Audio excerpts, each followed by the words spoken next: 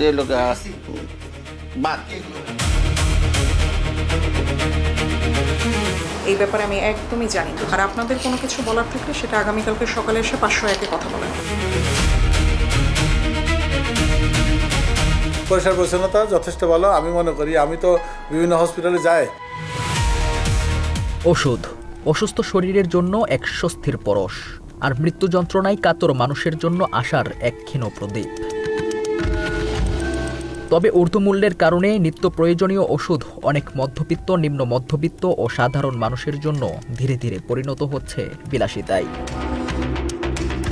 আর ঠিক এই কারণেই সাধারণ মানুষের ভরসার কেন্দ্রবিন্দুতে পরিণত হয়েছে সরকারি হাসপাতাল। কারণ স্বল্প খরচে চিকিৎসা সেবার পাশাপাশি এখান থেকেই সাধারণ মানুষ বিনামূল্যে প্রয়োজনীয় ওষুধপত্র পেয়ে থাকেন। কিন্তু যে দেশে সরকারি হাসপাতালগুলোতে প্রয়োজনীয় ওষুধের জন্য রোগী ও স্বজনদের হাহাকার করতে হয়, সেই দেশেই একটি সরকারি হাসপাতালের আন্ডারগ্রাউন্ডে বস্তার পর বস্তা মেয়াদোত্তীর্ণ ওষুধ পড়ে আছে হাসপাতালের মেঝেতে। এমনই এক গোপন সংবাদের ভিত্তিতে অনুসন্ধানে নামে টিম বাংলা এডিশন। আর সেই অনুসন্ধানে উঠে আসে এমন কিছু চিত্র যা নতুন করে প্রশ্ন তুলে অব্যবস্থাপনার।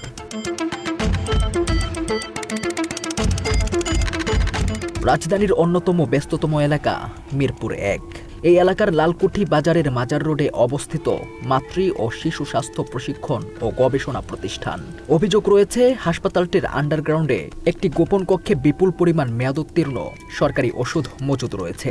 সেই অভিযোগের সূত্র ধরেই সরকারি এই হাসপাতালে উপস্থিত হয় বাংলা এডিশনের অনুসন্ধানী টিম। হাসপাতালে প্রবেশের পর দায়িত্বশীলদের সঙ্গে কথা হয় আন্ডারগ্রাউন্ডে।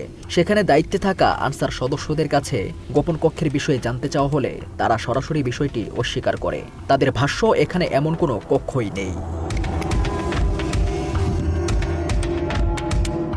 এখানে কোনো রুম নাই। রুম নাই? না না না, কোনো রুম নেই। এইখানে না, ওটা লেগে যায়। কিন্তু সত্যকে যতই আড়াল করার চেষ্টা করা হোক না কেন, তার নিজস্ব একটি ভাষা থাকে। অনেক সময় সেই ভাষা দেয়ালের ফাঁক গলে বেরিয়ে আসে।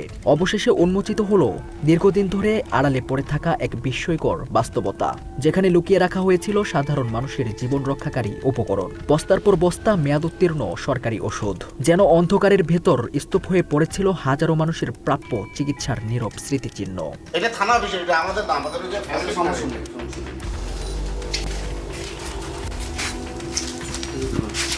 এগুলো কি ভাই? কুডি এগুলো, এটা ময়লা আবর্জনা। এগুলো কি ময়লা আবর্জনা? এগুলো কি এই যে লোক বাদ কি এগুলো ভাই? বাদ এটা আয়রন ট্যাবলেট, এটি বাদ। আন্ডারগ্রাউন্ডের সেই কক্ষে প্রবেশের পর যেন চোখ কপালে ওঠার উপক্রম। সরেজমিনে বাংলা এডিশনের ক্যামেরায় উঠে আসে এক চোখ ধাঁধানো চিত্র। বস্তার পর বস্তা সরকারি ওষুধ পড়ে আছে মেঝেতে। ক্যালসিয়াম, ভিটামিন, প্যারাসিটামল, মেট্রোনিডাজোল সহ বিভিন্ন ধরনের সরকারি ওষুধ রয়েছে এর মধ্যে। আচ্ছা, এইগুলোর থেকে আমরা একটু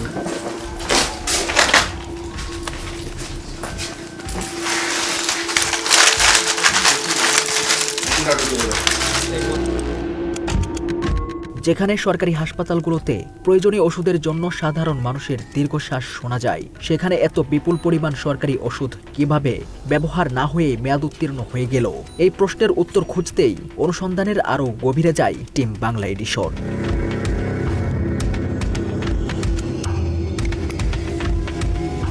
হাসপাতালের বিভিন্ন করিডোর ঘুরেও দায়িত্বশীলদের কাছ থেকে সন্তোষজনক কোনো উত্তর পাওয়া যায়নি। চিকিৎসক থেকে শুরু করে বিভিন্ন বিভাগের দায়িত্বপ্রাপ্ত ব্যক্তিদের অনেকেই বিষয়টি সম্পর্কে বিস্তারিত মন্তব্য করতে অপারগতা প্রকাশ করে।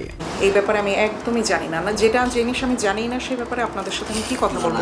আর আপনাদের কোনো কিছু বলার থাকলে সেটা আগামীকালকে সকালে এসে 501-এ কথা বলেন স্যারের সাথে। বিষয়টি সূক্ষ্মভাবে এড়িয়ে যাওয়ার প্রবণতা সন্দেহ আরও ঘনীভূত করে। এরপর মেয়াদোত্তীর্ণ ওষুধের নেপথ্যের ইতিহাস জানতে কথা হয় হাসপাতালটির পরিচালকের সঙ্গে।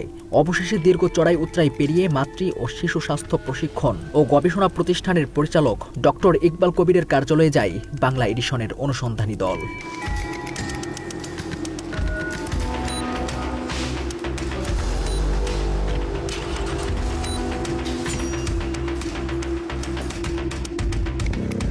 মেয়াদোত্তীর্ণ ওষুধের বিষয়ে জানতে চাইলে পরিচালক দাবি করেন এসব ওষুধ তার দায়িত্ব গ্রহণের সময় নয়। তার ভাষ্য অনুযায়ী তিনি দায়িত্ব গ্রহণের আগেই এসব ওষুধের মেয়াদ শেষ হয়েছে। দায়িত্ব গ্রহণের পর তার সময়ে কোনো ওষুধ মেয়াদোত্তীর্ণ হয়নি বলেও তিনি দাবি করেন। প্রত্যম খবর বলবা, ওনার নেতৃত্বে এখানে 5 বেডের একটা আইসিইউ আছে, ওয়ার্ড আছে। এই আইসিইউ ওয়ার্ডগুলো ভেন্টিলেটর সাপোর্ট সহ তারা চালাইতো। ওখান থেকে কনসালটেন্ট প্রফেসর এখানে রিক্রুটার ছিল, তারা এগুলো চালাইতো। ওখান থেকে পিপিই সহ সমস্ত ওষুধপত্রগুলো তারা নিয়ে আসতো এবং এগুলোর ম্যানেজ করতো তারা। তাদের রেজিস্টারে এগুলো রিপোর্ট থাকতো, তারা ডিসপার্স করতো, সব কিছু তারা করতো। তারা যে সময় চলে যায়, কিছু ওষুধ এক্সপায়ার্ড হচ্ছে সেটা ওখানে রাখছে তারা, আমাদের এটা বোঝাই দেওয়া হয় নাই।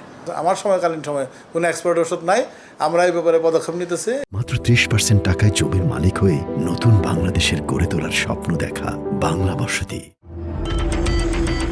অন্যদিকে হাসপাতালের মূল স্টোরেও মেয়াদোত্তীর্ণ ওষুধ রয়েছে বলে বিভিন্ন গোপন সূত্রের বরাতে জানা যায়। এই তথ্য যাচাইয়ের জন্য স্টোর কিপারের সঙ্গে যোগাযোগ করা হয়। একই সঙ্গে হাসপাতালের স্টোর পরিদর্শন করতে চাইলে অপারগতা জানায় কর্তৃপক্ষ। নিচের স্টোর তো আমি এখন আপনাকে স্যারের পারমিশন ছাড়া তো আমি আপনাকে এমনকি স্টোর তার প্রত্যক্ষ দায়িত্বে নেই বলেও তিনি মন্তব্য করেন। কিন্তু প্রশ্ন থেকেই যায়, একজন স্টোর কিপার যদি বলেন স্টোর তার দায়িত্বে নয়, তাহলে সেই দায়িত্বটি কার কাঁধে বর্তায়? আর যদি সেখানে কোনো অনিয়ম নাই থাকে, তাহলে স্টোরের দরজা খুলতে এত আপত্তি কেন?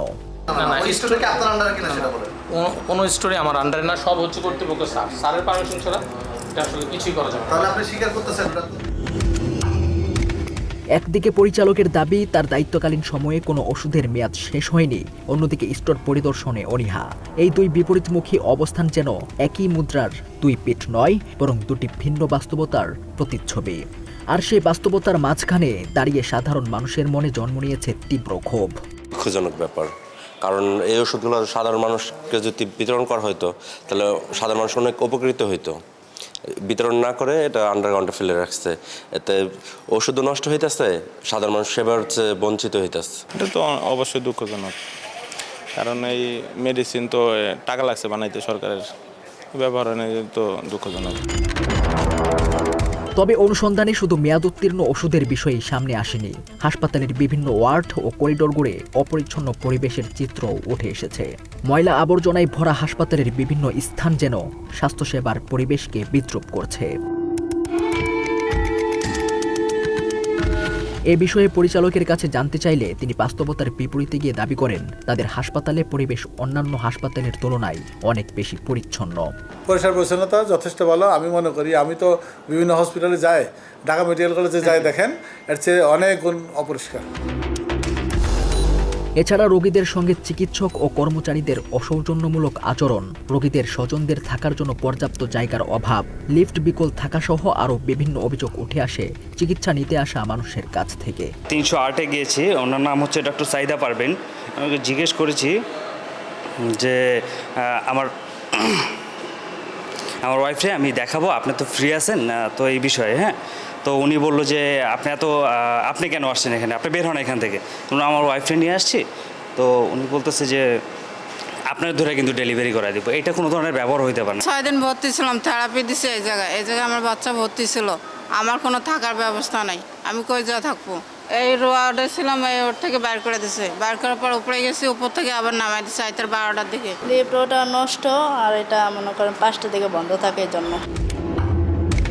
একদিকে আন্ডারগ্রাউন্ডের গোপন কক্ষে পড়ে থাকা বস্তার পর বস্তা মেয়াদোত্তীর্ণ সরকারি ওষুধ, অন্যদিকে অপরিচ্ছন্ন পরিবেশ, চিকিৎসা সেবার মান নিয়ে প্রশ্ন এবং রোগীদের ক্ষোভ।